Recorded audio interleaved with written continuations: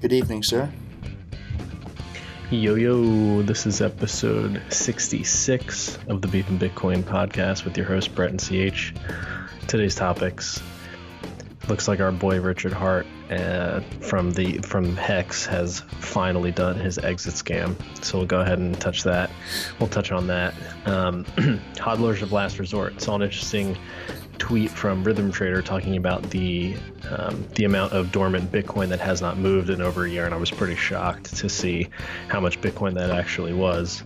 There was also a couple of good articles that just smell so topish to me that it's not even funny, about tools to fight the next recession, comments from Mario Draghi, just a lot of Keynesian topishness that I'm smelling here from Stonks.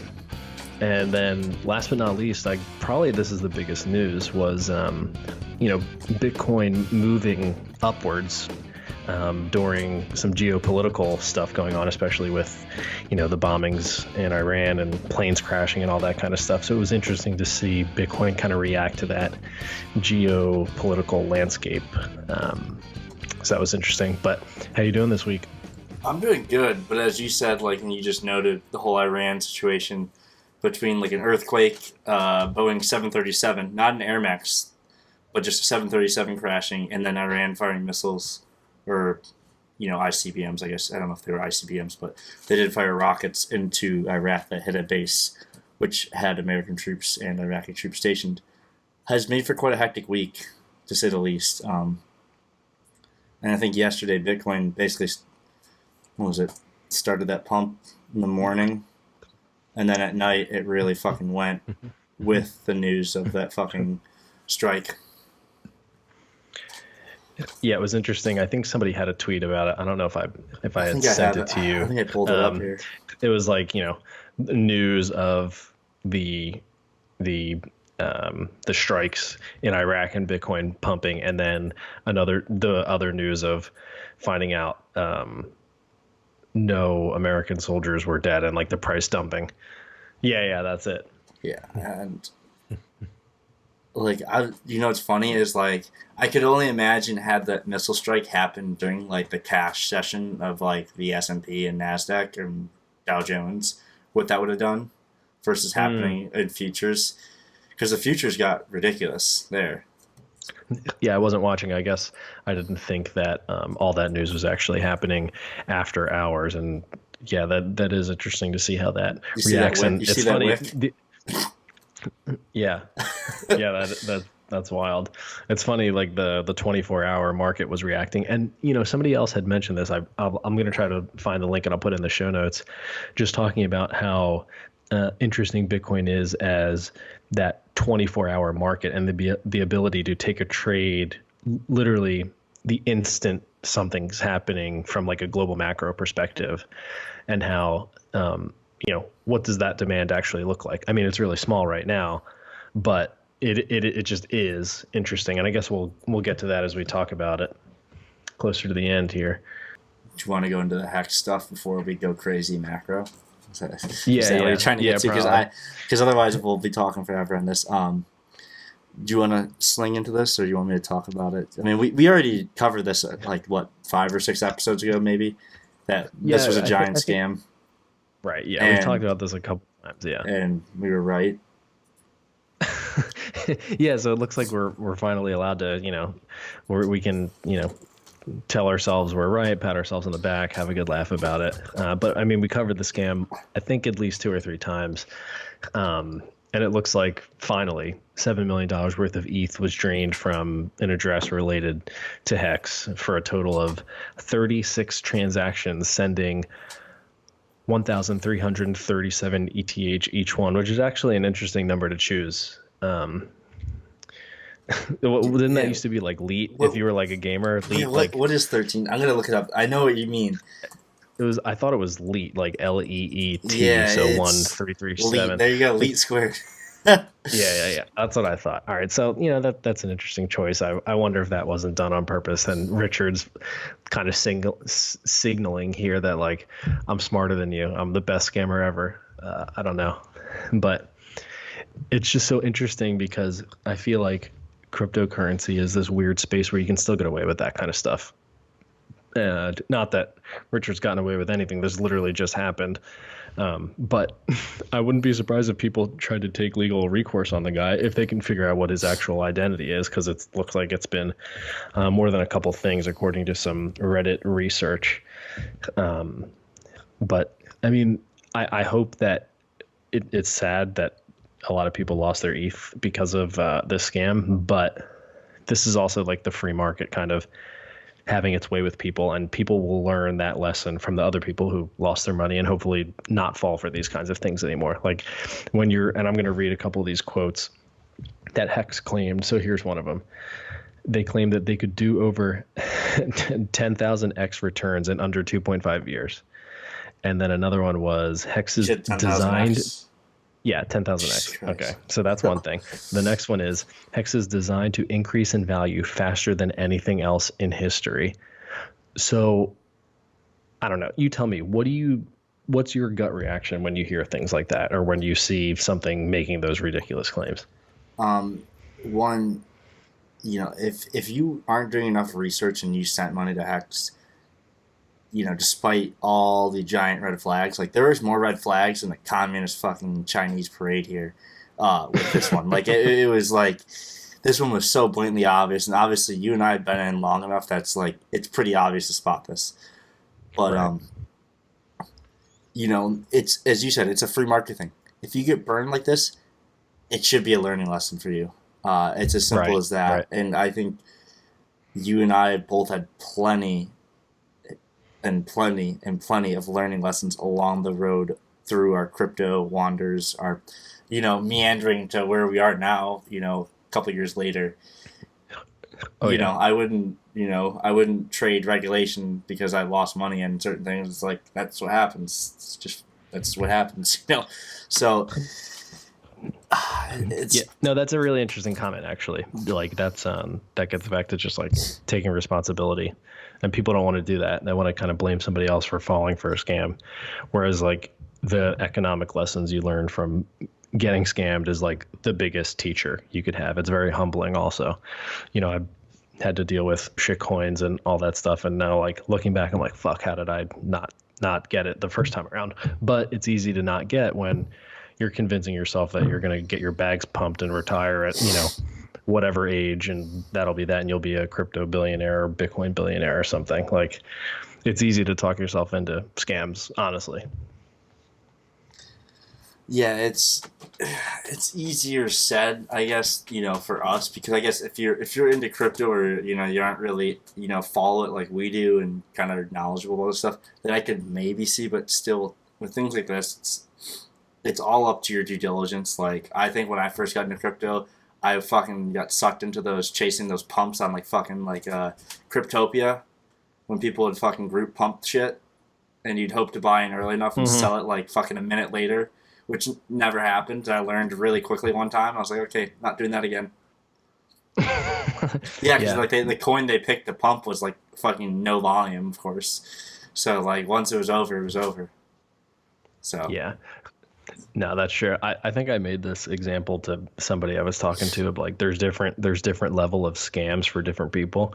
So there's, on one level, there's something like HEX where it's like, or BitConnect, it's like really obvious someone falls for the scam. Then there's another level of like trying to catch the pump and dumps on, Telegram groups or whatever. Kind of like you said, like that's a different level. It's like, all right, I think I can speculate around this and make money.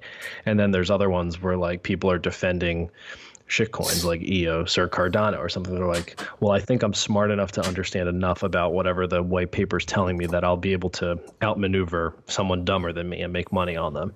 And then, you know what I mean? Like you keep ratcheting up, and there's like a different level of greater fool of scam. You know what I mean? Like there's just totally different levels. And then maybe you jump down like the Austrian economics rabbit hole, start to come to different conclusions, and you make different kind of speculations on what you've learned along the way. So you can go from BitConnect to being like, XRP and Ethereum's a scam, right? Like that's a long way to get to.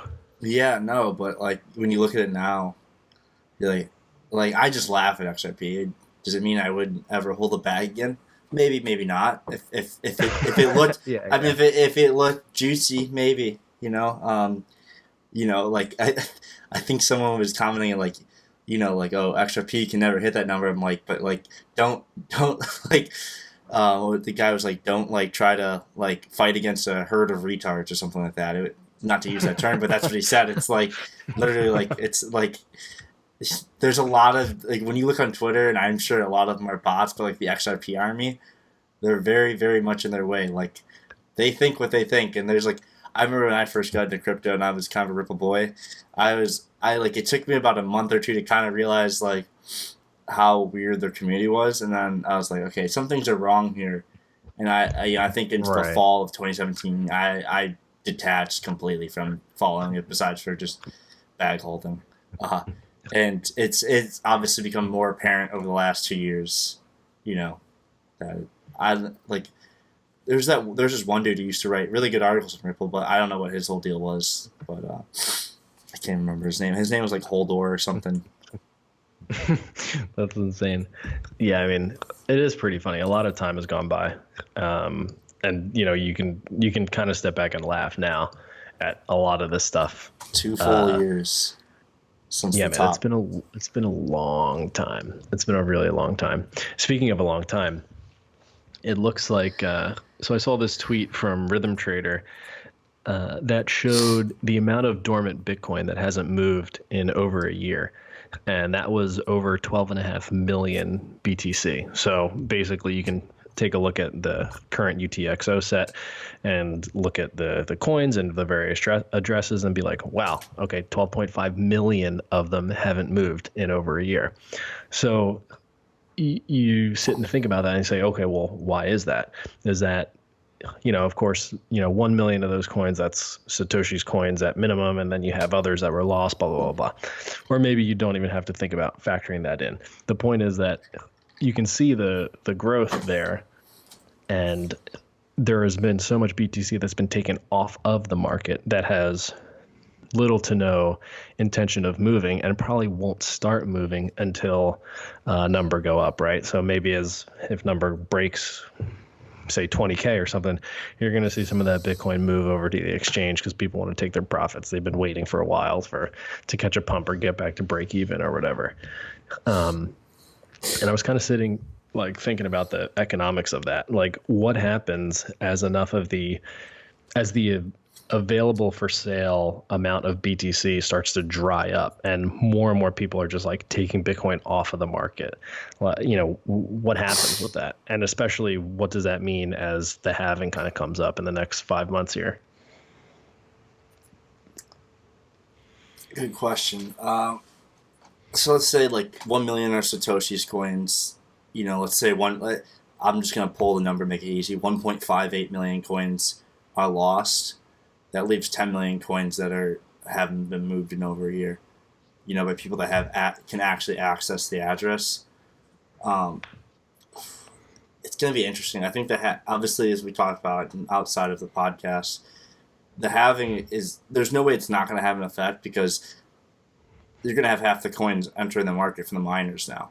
So that amount of liquidity is going to be removed. So if the same demand is there and you have the amount of supply, price goes up.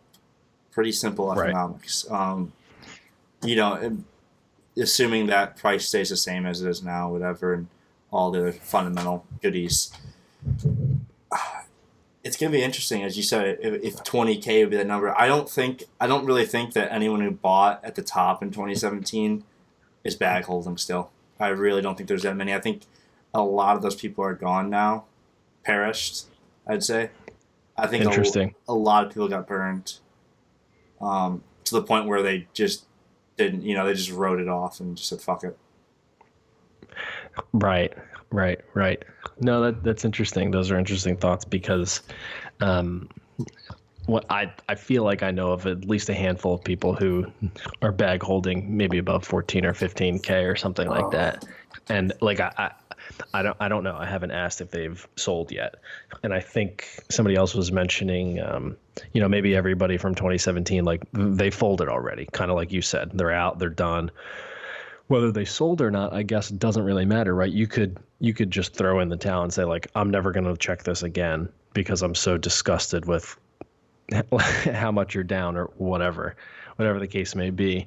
So I guess we'll have to see. And Bitcoin's so interesting because it's the only thing where you can get insights into what's going on the ledger just from like seeing that on-chain activity pick up, right? So you're going to see the coins move eventually and whatever price they start moving at is kind of your indication for, okay, here we go. That 20,000 was enough for 1 million coins to move from one wallet to the next, whether it be to an exchange or to a multi-sig, like I better secure my shit, or oh, I'm going to move it off of the exchange to my hardware wallet because I'm going to keep it. Like you start to see different levels of economic activity depending upon the price.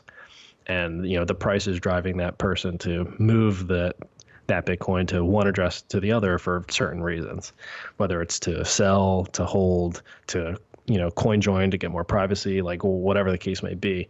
At certain prices, Bitcoin starts moving. So it is interesting to see these like times. I guess I'd call it a time of accumulation, like personally for me. So I'm assuming other people are doing that also. But it is really fascinating that you can get these insights like into the ledger. Into the ledger. Sounds like a TV series. I don't know. Yeah, I'm going to be interested to see. I didn't mean to cut you off there. I'll be interested to see where we are in 5 months, right around the halving. If it's priced in or not priced in. Yeah, I've heard so many podcasts talk about whether or not it's priced in or not, and I think the compromise that I've made with myself is that the halving's only priced in by the people who have a good understanding of the halving and the kind of what may or may not happen around it, like the economics of the halving. I know people who have bought Bitcoin, and I know for a fact they have no clue what the halving is, how mining works, or any of that stuff. Like it just doesn't matter to them. So is it priced in by is the current price today priced in by all the hodlers of Bitcoin or people who don't know what the halving is? I'd say it's not, but whatever the price is today is priced in at least by those people who have a half decent understanding of what the halving is. So it is and it isn't. But I'm assuming it's not because price seems low to me relative to what it's actually worth in my head that I subjectively value it as. Well, would you like to step into the next topic of the non-recession we're never going to have? Yeah. Take us into that.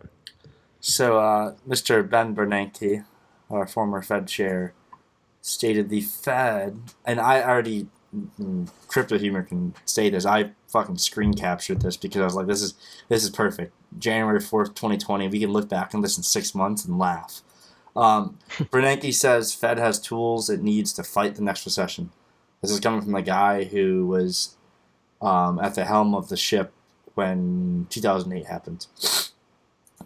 Basically warns that government may need to do more with fiscal policy. It's the typical yada, yada, yada. Probably basically lower rates, print more money. It's that simple. And it's kind of depressing because it's just going to make things worse and nothing will get any better. And I'm not saying that we don't live in the peak of times and we have iPhones and I can talk to anyone at any time and send a picture, send a videos. But there's clearly huge gaping holes in our society. And I think, as we've talked about before, money is a huge, huge part of this, a huge factor. There's no way around it. Free money destroys society.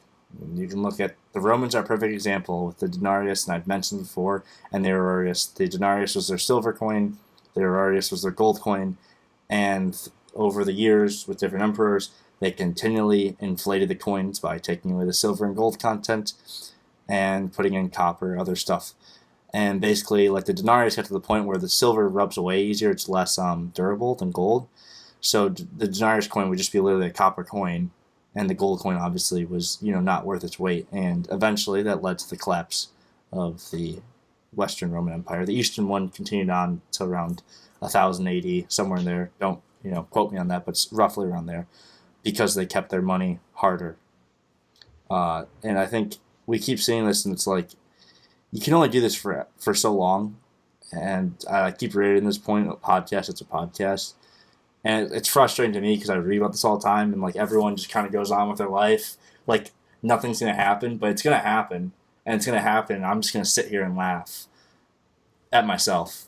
But Yeah, it's funny. You've heard about there's so many examples in history of the debasement of the currency, regardless of the geographic region, and that's effectively a tax on the holders of the money, and you can only tax up to a certain extent until something happens. Either the system breaks or the taxpayer who's bearing the tax decides to say, all right, fuck you, we're not going to do this anymore, and then revolt or whatever, or the entire economy breaks down, and you see hyperinflation or something like that.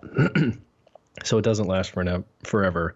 You cannot print money forever, either because of a hyperinflationary situation or because the tax just becomes so much that people decide that's too much and they finally speak up. But when we're in this middle zone like we are now, it's like, come on, people, things are getting so much more expensive. Like, don't you? It is the money. It's not anything else. But you know what I mean. So it's like, it's frustrating when it's kind of pitched in other ways, like, oh, it's this person's fault or that person's fault or whatever, or the insurance companies for the healthcare, it's their fault. I'm like, you really got to take it back to the fundamental level. Like, it is the money that's the driver of all of this. All our issues literally go back to money. And like we mentioned a couple podcasts ago, both of us, our haircut prices had went up over a short period of time. Another thing, like I've mentioned probably before in an older podcast, like I like Monster energy drinks, specifically the non-sugar ones or the iced tea versions. When there used to be like because I do long car rides and stuff like that, like caffeine, obviously. And you used to be able to get like 2 for $4 Monsters. Those don't exist anymore. And like, every now and then I get, I think Pizza Hut ran a deal where it was like 2 for $5 or whatever. They don't run that anymore. I noticed that changed in the last year. They stopped doing that. So there's no more 2 for $5, or it's 2 things at like $5 each, so $10 total. They don't do that anymore. So I'm just seeing it everywhere now. And I'm sure if I kept track of things at the grocery store more adamantly, if I was in the same area for a long enough period of time, like if I just kept looking at this same box of cereal or the same loaf of bread or the same type of meat, I would notice, over a 6-month period, that price maybe increase 5%, 3%. It's happening. It's just not really blatantly obvious yet, but it will be soon enough. Right. I mean, the inflation is just such a bitch, and I always think about it because it's so funny to me to see the arguments for, oh, there's not enough inflation, and that being like a bad thing. And I'm just like, dude, you can't even sit and think and be like, oh yeah, like I wish the price of this went up. Like that would be awesome. Like you lose wealth that way. Everybody does. Like it's never a good thing.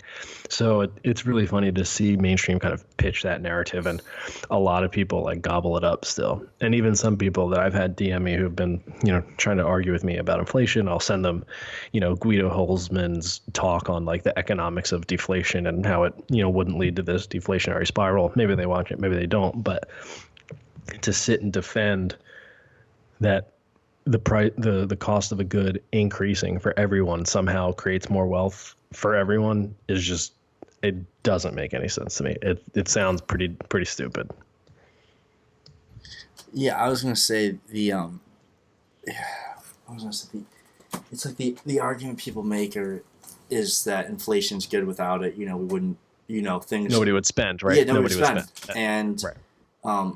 It's like, I'm like, it's on the tip of my tongue right now, and I'm forgetting what I was going to say exactly.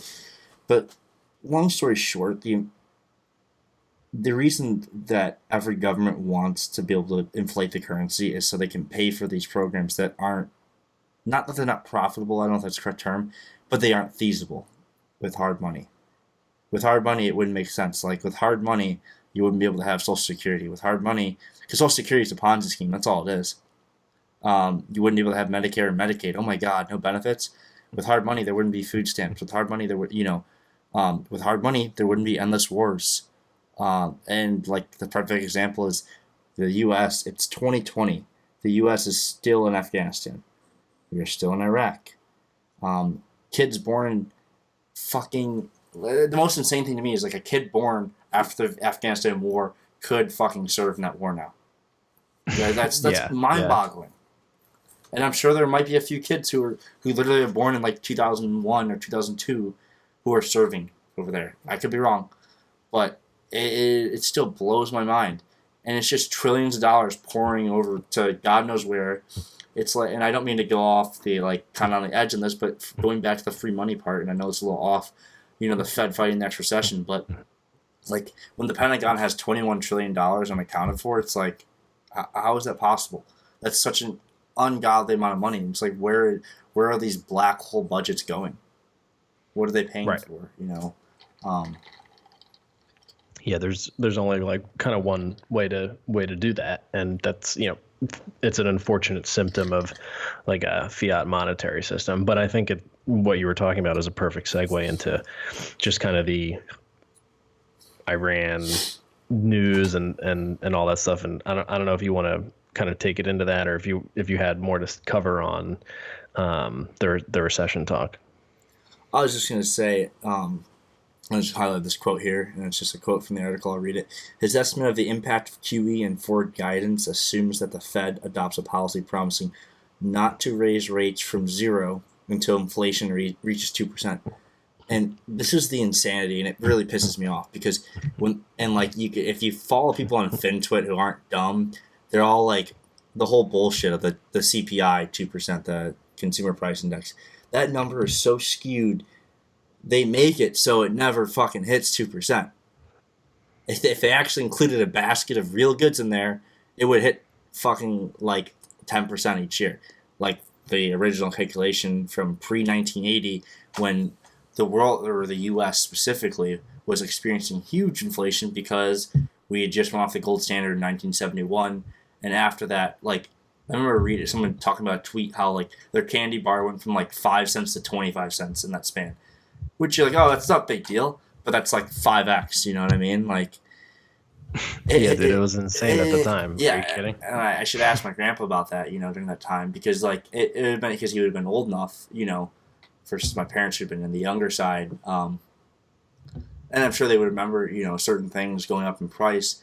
But that's like I'm sure like the can of a Coke went from probably 10 cents to like 25 cents. That's a 150% increase. That's a big increase. And it's always crazy when you see those like old McDonald's yes, pictures. I love the old McDonald's menus. Yeah, when it's like 10, what is it, like 20 cents for a hamburger or something ridiculous, like 10 cents for coffee. It's insane. I'm probably I'm pulling numbers on my ass here, but they literally are that cheap. Like you're like, how? You're like, how?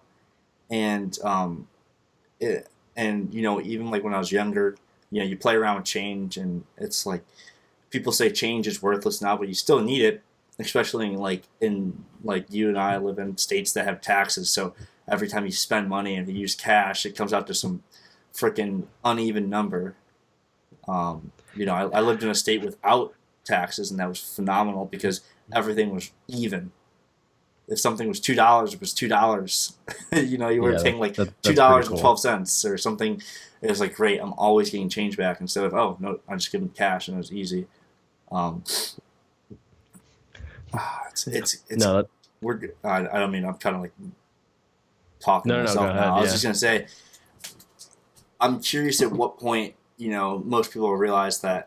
I assume this next recession, people will realize how bad things gotten, and people ask questions, and hopefully the people in these seats who have been fucking people over for years will get removed. And I don't mean to say it in a harsh sense, but that's what the reality is. And do I blame Jerome Powell? Yes and no.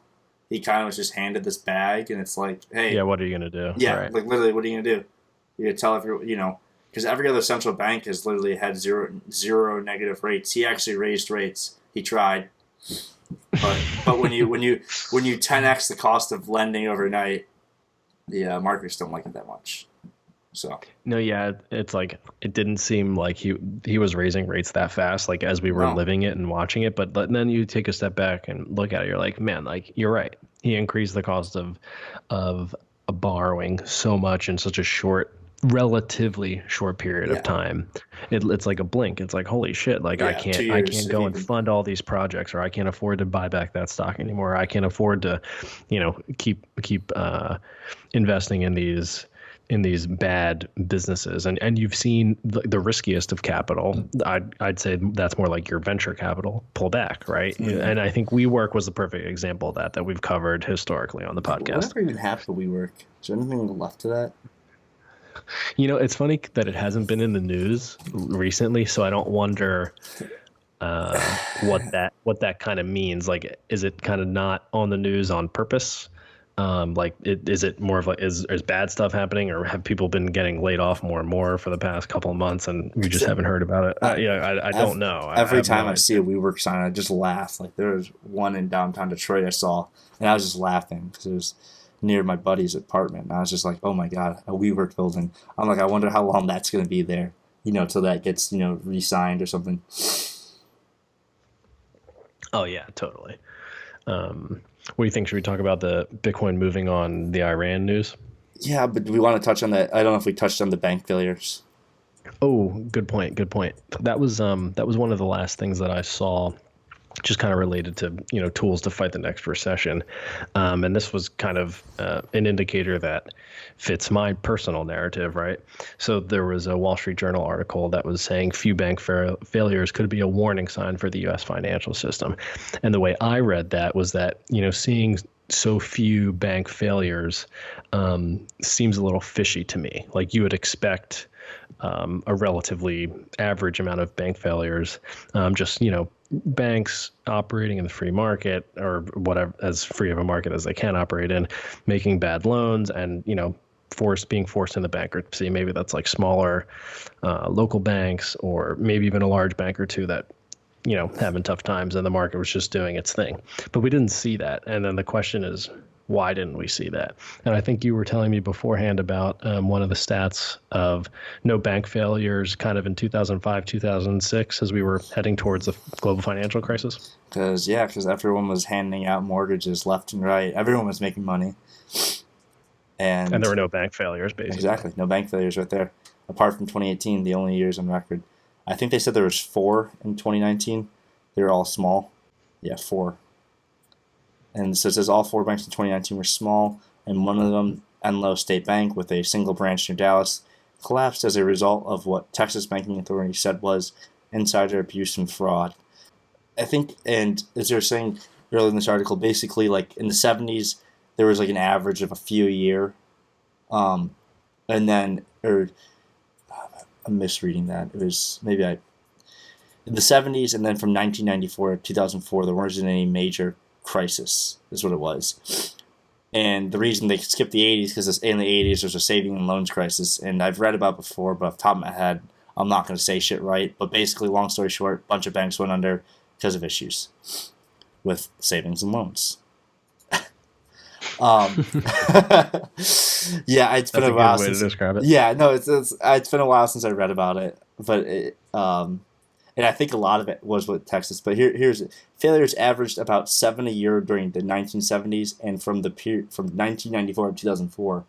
And those who don't know, like, by 2004, the little mild recession that we had after the tech bull burst, 2001, 2002, kind of gave way to this new era of 2003. We had the Iraq War starting, but America, we're all buying homes and we're all succeeding, and nothing can go wrong. And I always think about this tweet I read from this guy, and it was a while ago because this is kind of on the topic of economy collapsing, recession, etc. The dude who thought like the economy was gonna fucking get destroyed in 2001, and it didn't happen. That dude had to wait fucking 7 years to 2008 for everything to fucking collapse. And this guy's tweet, like, the dude, and because what happened was everything got revolved to fucking revolve all the money into the houses, and there's your next bubble, and just inflate it, and obviously it didn't last. And I think now the problem isn't, like, whenever I mentioned to you, someone mentions me and they said they don't think what could happen next. The next recession will be worse than 2008. And I'm like, and I don't know how much this guy knows about, I don't think he's done that much as you and I have about reading about stuff like this. So I think his knowledge is more like, it can't be worse, and, because Trump's our president, that will never happen, or because of this and that. It will be worse. There's no way around it because nothing has changed, and now we just have everyone's drowning in debt. Rates are as low as they can go. There's nowhere to cut. I mean, yeah, we can cut to zero. Great. Kill all savers. Kill all the grandma and grandpas who fucking live off their whatever annuities, their fucking municipal bonds, etc. It's ridiculous. It's killed savers. And what frustrates me is that Trump tweeted about all this stuff in 2011, 2012, 2013, and I love when people retweet his old stuff. I'm like, yeah, I agree with you. Right. Yeah, no, it's funny how you can make those kinds of comments when you're not the president. Of course, he was. A lot of those were, I'd say, pretty good takes for the time. And now, you have a term to defend. What are you really going to say? Yeah. And it sucks. What are you going to do? Dude. But I think you really nailed it. Just talking about that, it's just a tax on savers, and it really hurts them. And I consider myself a saver. I'm a relatively frugal person, besides a vacation here and there, but I try to save as much as humanly possible. And now when I think about saving in fiat, it's like, what's the point? You can save as much as you can, but you and I both know inflation is not really 2%, and you're not losing 2% every year. It's a lot more than that, especially if you don't do anything with it. Now you can invest in stocks and bonds and whatever else and try to earn a yield off of that, but there's also risks that come along with it. If you're just trying to accumulate capital to purchase another asset, it makes it difficult because it takes that much longer because your money is being inflated away. And I do enjoy the narrative around Bitcoin as a savings technology. So I can say, all right, you want to save a couple bucks a week or whatever in Bitcoin, and you can squirrel that money away for, say, 5 or 10 years. You might be surprised how much it's worth in 5 to 10 years. At the very least, all that you know is that the Bitcoin that you buy won't be debased by anybody, just because it's proven by math and cryptography. It's just not going to happen. So as much as you're speculating on the price going up, you do know at least that if you're thinking about using Bitcoin as a money, it just at least won't be debased over time. Whereas you can't say that about fiat. Yeah, the debasing of currency, as we said earlier, it is the cause for so many issues in our society. And I would be curious as to how much different of a world we live in now if we were still in a gold standard. I think things like Snapchat probably wouldn't exist. I could be wrong, but something like that probably wouldn't exist because they don't make money. They just send pictures. There's nothing to it. And then I don't know if you have Snapchat, but how if you've looked at the evolution of the app over the last 5 years, it's just gone nowhere. Even more than that, 6 years, it's literally gone nowhere, and it's just a shit show. I'm surprised the stock. Again, the stock still trades because algos. It just trades because I don't know. It's one of those things where we're going to look back and probably a year from now and be like, well, we talked about it last year and the year before, and here we are, right at the top. It's just frustrating because it's going to happen, and I'm going to feel vindicated, and you're going to feel vindicated too. But it's going to be so bad. It's going to be so bad. It's not. Right. And nobody wants it to be, as much as I enjoy being right and being able to, talk shit for a few minutes or weeks.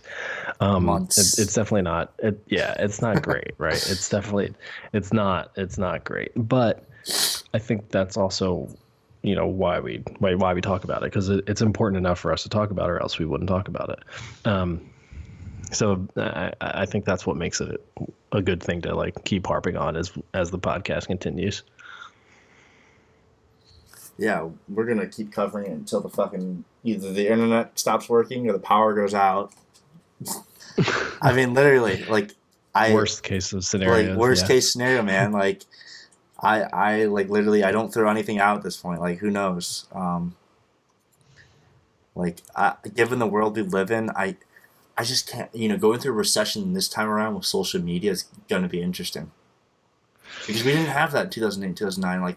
Twitter was there and Facebook, but it wasn't the same as it is now. And yeah, obviously Instagram, whatever, TikTok. Right. You've got a couple more 100 million, billion people that are at least having a good understanding of what's going on from a global standpoint in relatively real time. And that's a different dynamic. And it's funny because one of my buddies had mentioned to me about, he was making the point like, I'm not bearish because so many people are talking about a recession. And I was like, it's a really good point. If usually I like to go with like a counter indicator. If someone else is talking about something like buying XRP or something, like, all right, then it's time to sell, right? And he was trying to make that point. And the only counter I had was that, well, we're another 10 years in to just the, global internet adoption and social media adoption. Of course, there's going to be more than like the six of us talking about a recession. You know what I mean? Like you have Raoul Pal on it, you have Dan Tapiero, you have all of these people, especially a lot of Bitcoiners too, have, been researching the Fed for the last decade, reading every meeting minute and all this stuff and just realizing nobody has any clue what they're talking about. So there's a lot more people that have taken a deeper dive into what happened during the last recession to be able to kind of poke around and focus on those similarities between then and now. As you said, now it's going to, when it does happen, there's going to be people like Raoul Paul, other people who are going to be just immediately on top of it when it starts happening. And the dissemination of information is definitely going to make it more interesting. It's kind of like that scene in The Big Short where they're all getting the updated feed of like, I don't know if it was the, stock prices were dumping or something like that, and all their phones were pinging because everything was just dumping while that dude was giving a speech. Remember that scene where they're Steve Carell, yeah. And so it's gonna be like that this time, except everyone has a smartphone. I mean, this will kind of just go right into the Iran news. I mean, with what's going on with Iran right now, it was like holy shit the other night. Like the world was ending while I was gone for like 3 hours, and I didn't check my phone until I got back. And like I saw like the Twitter sent me a little news feed thing like, ooh, Iran launched missiles, and I get back, and I'm like, what the fuck is going on? I mean, and I literally checked the futures chart, and it was like a 2% drop, and then rallied right back. And I was like, okay, well, we're good. I don't have to check again, but because it was obviously it was a scare, but I think the markets are always a great, whether people obviously I always tell people all markets are manipulated. That's a fact. Once you understand that, then you can go ahead and go trade or invest or whatever you want to do. But the markets are always a great way to see what's going on. Like last night, the markets were bleeding up until that missile crisis part. Not missile crisis, up until the missile launch. Like gold was rallying, Bitcoin had rallied, oil had rallied, and then completely dumped once it was kind of figured out that this wasn't going to go completely hot war. I mean, technically that is hot war. They launched ballistic missiles, but it didn't continue going on, and there wasn't any casualties as far as I've heard. So right. No, yeah, I mean, the market is itself communicating information out. That's just what it does. That's what the price mechanism does. So I'm glad that we still have that. And you can see how fast information is priced in by the people who have that information. It is fascinating. And one of the interesting things, kind of before we go into that one tweet about that Beautyon had of Bitcoin fixing this, was that the price of Bitcoin had at one point reached around 30,000 in Iran, according to certain sources that I have not confirmed. Who are these sources? It's just interesting to see, and I know you have it up on the screen there, and I'll ask you to kind of talk about that in a second here, but does Bitcoin act like a safe haven for certain people in certain circumstances? I'll let you talk about that picture you have up. So the picture, for those who are not watching on YouTube, is just a 15-minute chart of Bitcoin. I don't know if it's on Eastern Standard Time. I don't think the chart's set up, but basically, I think the Iran missiles happened around like 7 o'clock at night. I was at jiu-jitsu when it happened because that's when the whole world decided to collapse. So it probably was around 6:30 Eastern Time, something like that, and the price of Bitcoin rallied up, continued to rally through the night, or maybe I'm wrong. Maybe this is Eastern Time on this picture. I could be wrong. But anyways, the price of Bitcoin rallied all the way up to that 84.50 high, and then was it today was when it started dumping roughly? Yeah, sometime today. Basically, with the Trump speech at the White House, basically saying that the U.S. didn't seek any further action, was not seeking retaliation. That no one was, there was no casualties reported, etc. That there's only minor damage to the base, and basically, like, I think a helicopter got partially damaged, and that was it. So it is good to see that in a sense that people, or whether you say algorithms or people speculating on it, whatever you want to say, see it as a safe haven now. So that's good, because I think soon enough, especially as we see, as we were talking about earlier, if there's any kind of recession, and as we talked about this a while ago in Australia, where they're only allowing you to pull out so much money out of your bank or whatever, withdrawing amounts. Do you remember what those were? It was like $1,000, something really cheap. It was like a really low amount. It was incredible. Yeah, I couldn't. Yeah, it does make it very frustrating, and you can see the war on cash is happening globally. Oh, it is 100%. It's why you see the pushing for electronic payments everywhere, and it makes me more of like a warrior to have cash. And I remember when I was switching bank accounts, I just wanted to pull out all my cash, and I was really curious. I think it was right around when might have been a little after we recorded this Australian episode, but I was switching banks, and I was just gonna pull out all the cash, and I was like, I was like a little worried going there. I'm like, will they let me do this? Like, am I gonna get fucked here? They're gonna say no.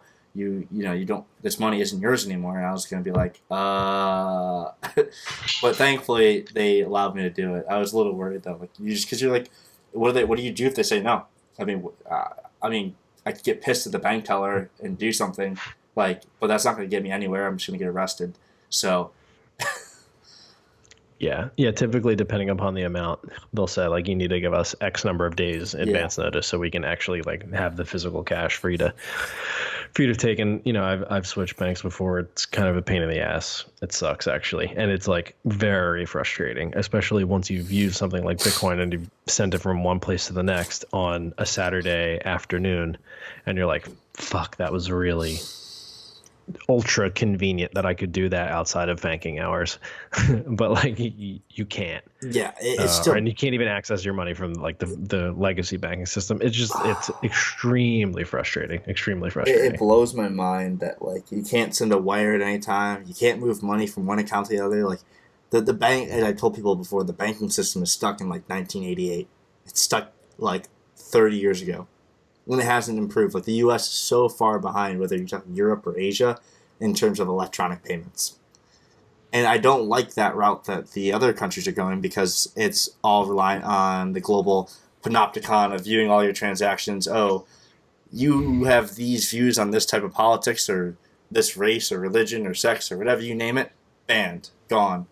And which we've seen before, like with Julian Assange. Right. It's a perfect example of they started using Bitcoin because PayPal, like MasterCard, Visa, etc. Yeah, you're out of options. Yeah, just shut them down because big government says so. It's just, we're heading that route, and that's the scary thing. You see it all over social media, people getting banned, and then you see the payment processors, like whether you talk about PayPal. Another one that's good is, and I see this before, is what's the thing that a lot of YouTubers use? Twitch? No, not Twitch. It's the thing they use for money. Oh, Patreon. Patreon. I've seen a lot of Patreon. Patreon just bans people, and then there goes all their their $1,500, their $2,000, their $3,000 a month they get from the people. It's right. Like YouTube. YouTube is no longer the YouTube it was 10 years ago. If you ever go on YouTube, it's only like when you look up certain things, or anything really, it's always official sources first. It's the Foxes, the CNNs, the MSNBCs, and you have to scroll for a while to find anything that's like from a person like you or me, who just makes videos to make videos or makes content to make content, and it's sad. It's really sad. And the same thing with the internet. Like you search on Google, and it's like it's pretty obvious. They're hurting you in one direction. The algorithms are all pushing you in one direction. Right. And I know it's a little off topic, but it still is the reality of the world we live in today. And it's what was frustrating for me is like we have the older generations, because you and I, I guess, are millennials or whatever, that just are completely unaware of this, and they're just getting pushed around. Like my grandparents, they're just getting fucking pushed around by algorithms all the time. They have no fucking clue. And I'd say even the same for my parents. And I try to tell them, like, you guys have no fucking clue what's going on. Like the last 5 years, especially the last, like, since the 2016 election in the U.S., the amount of just, like, banning and censorship has just increased exponentially, and it's scary. And I'm like where, if no one does anything about it, where are we going to be in 5 years? And this is where, like, things like Bitcoin as a freedom of speech or, a freedom of money is important, because we're seeing it right now. People are getting banned left and right. Like, I think Milo Yiannopoulos is the perfect example. He got banned from, like, everything because he's gay. He's gay and Jewish, but he's leans right, and he says the word faggot. So, but I saw, like, he's an offensive guy, but that's his character. Right. Yeah, it's a shame to see that kind of stuff, and as much as I hate to see it, it gives me, like, that bullish tingling in my Bitcoin heart. Your testicles. That, like, yeah, it's like, okay, well, the more you financially censor things and people, just the more obvious it's like, okay, well, what would I do if my PayPal got shut down and all this other stuff, and my bank, Wells Fargo, Bank of America, Chase or something like that told me to fuck off because I insulted them. And I think I have that written down as a topic for, like, another episode to do in the future. Like, what do you do if your bank decides to fire you? And all the other banks are like, yeah, this guy sucks. What are you going to do? Didn't that just happen somewhere? Someone got in trouble? Yeah. Was it a bank in France? They complained about, whatever, the line being too long. It doesn't really matter. They complained about the bank on Twitter, tagged them in it, and they were like, yeah, your account's closed. Like, good luck. Pick up your traveler's check and find a new bank. It's like, all right, well, that kind of sucks. But when that happens with every bank, every platform, you're cut out of the financial system, you're pretty fucking grateful that something like Bitcoin exists, and you're like, okay, at least I can adopt this neutral tool and technology that's not going to judge me for whatever I think. And that's just important no matter what kind of where you are on the spectrum. That's a good tool. It's unfortunate that some very bad people can use it, but it's a good thing that the majority of people are absolutely fine and can use such a tool when they need it or when they decide to use it. Yeah. I'm interested to see, what the 2020s behold in terms of, are people, are the people, I say the people, as in, like, you and I and the rest of us who aren't, like, the technological oligarchs, are we going to take back the internet, and are we going to take back our money? Because, for nearly 50 years now, there's been fiat currency. And I think society has been pushed to the edge. You can see it with, as I mentioned earlier, like, this whole security is a giant Ponzi scheme, and it ends in 2034. Great, I'm paying into it for no reason. I am. Same with Medicare and Medicaid. They both run out of money in 2026. Why am I paying for it? At some point, people are going to have to wake up to the reality that they've been fucked by just the current system, and I think that will help. That will be probably more realized when a recession actually happens, when people lose jobs, when people don't have more money. And obviously, now that we have the great tool of social media, this information will spread much faster and people will become much more aware. Right. Kind of like the 2017 crypto bubble, how it just kind of became this phenomenon overnight almost, from where in the summer of 2017 people were really skeptical and sure that people were in, but, by late fall, everyone was in. Yeah, no, it happened really fast. You're right. Word spreads quick. It's so much different this time around that you have access to information just so quickly. And I guess the only last thing I wanted to cover with this was that last tweet from Beauty On, kind of talking about Bitcoin fixing this in terms of when you think about the cost of violence and just war in general, and how a lot of this stuff isn't possible without fiat money because you can't inflate something like gold or Bitcoin. So he talks about that you can't enforce bad laws or do anything that you currently do, which is all pretty much enabled by fiat, and that's how quote unquote Bitcoin fixes this, right? When you're economically incentivized everyone to use more of a sound money, you can't increase the amount of credit in the system to a certain point. At least governments can't in this case. Maybe somebody else could, and it decreases the amount of violence that can just happen via fiat and the state kind of working towards that. And you and I have talked about that so many times over the past year and a half or so, just how, and you do a great job of explaining all of the world wars and how they were kind of prolonged from fiat money specifically. And this is how you can, quote unquote, Bitcoin fixes this for just a lot of stuff where money is just the root cause of the problem. As we've said in numerous episodes, it all derives from the money. And I wouldn't be alive if it wasn't for fiat money. If there was a gold money standard, I guarantee myself, Brett, would not be the same person. I just wouldn't. Things would have changed. My parents probably wouldn't have crossed paths. And you probably wouldn't be alive either because you were born after. Yeah. So that's interesting. Yeah. And that's a weird way to think of it, but that's the reality of time travel, whatever, changing things, little things in people's lives can alter completely. But I'm obviously I've grown up only under fiat. I have no idea what a sound money standard would do, how it would change the job market, how it would change our society. Would it make people more family based and less as we see today? It's just the whole slew, people waiting longer to get married, longer to have families. Would that change things? I don't know. And that's just getting into more stuff. There's a lot of things that would change though. I could go on a list of them, but I think the college is one of the big things. I think you take away the free money, the university system is gone. Right. That not-for-profit education system starts to evaporate to where only literally the best not-for-profit institutions are left. Like that, and it gets that far, and it solves a lot of other issues. But you'll see way more for-profit institutions because when someone's taking out a loan for their education, if they are forced to pay back the loan and are actually thinking about it clearly, you say, okay, how fast do I want to be able to pay this off?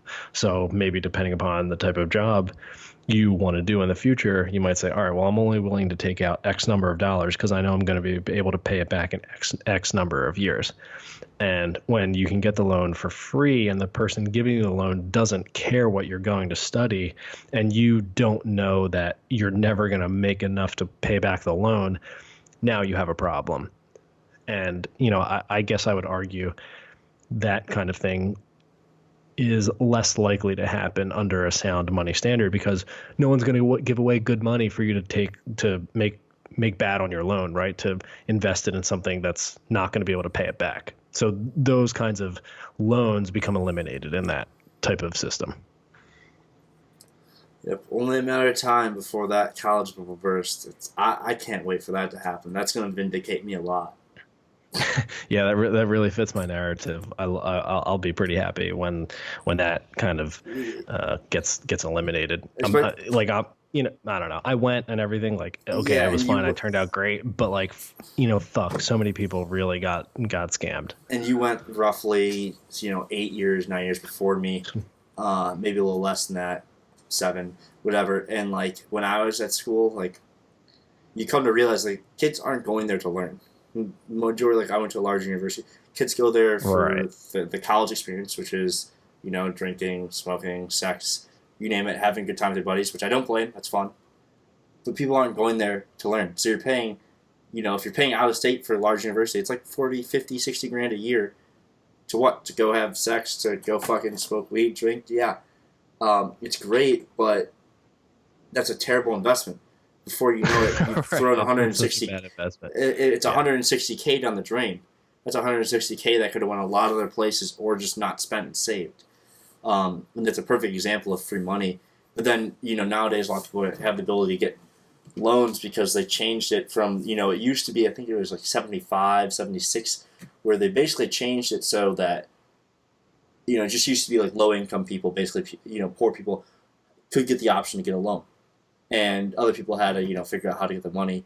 And then the free money parade came in. It's hey, we're going to give out loans to everyone. And so everyone started going to college, and everyone was taking out loans. And it wasn't as big of a deal then because the cost of money, we were just off a sound money standard, so the cost of things weren't as bad. But nowadays, it's like anyone who goes and gets themselves $100K in student loan debt, good fucking luck paying that off in a decade. Considering most jobs, unless you get a really, really high-paying job. But here's the reality: if you get a high-paying job, let's say you get a job in New York City that pays $200K a year, great. You're gonna spend over half of that, probably just on fucking between rent, taxes, and living, in New York City. So you're screwed there. And so, what are you ever gonna have left over to save? And it blows my mind. And I as I said, I went to school not too long ago, and I saw it for the reality of what it was. And it's like, you see all these giant projects they build at school, these giant facilities, and just huge waste of money. And then you see the amount of staff they have at large universities. I mean, there's so many different, and I get it, you need staff to run a large university. But that, again, that's the cost of the free money. There's so many add-ons and unnecessary stuff at these universities that... Right. The administrative jobs to actual instructors is just like, it's proportionally out of whack, right? You're paying for all the administrators when there's like not that many people doing the educating, and a very low percentage of those are like actually any good. And that's where I like to argue, if you had a for-profit kind of educational, more of a system or way of learning where you're actually paying for it and the people are making money, those people would be making a lot of money because it would be very profitable to teach someone a skill that is also very profitable. And you'd have great teachers because of that, and most likely less administrative staff, because you want to be efficient and offer the best product for the best price. And it sounds logical, I guess, when I say it, because I've thought about it, I guess, more than once now. But it's just one of those things that, in a decade from now, as we're moving away from this kind of easy money, it will just be more obvious in hindsight. Yeah, I mean, soon enough we're gonna get our vindication, and then we're gonna be kind of depressed. But yeah, we'll have an episode for a victory lap. I don't even know if we can call it a victory lap, but we can call it whatever we want. Episode 69, vindication. Hopefully it's not that soon. Hopefully the stock market does not crash that much in the next week. But yeah. Oh god. No, I think that's a good way to wrap up episode 66. Make sure you like and subscribe on YouTube. Leave us a comment. Send us a DM if you have any other topics in particular you want us to talk about. Follow us on Spotify. Leave us a review. That always helps the podcast grow. And share this if you find some value in this content. We definitely do appreciate it. Peace.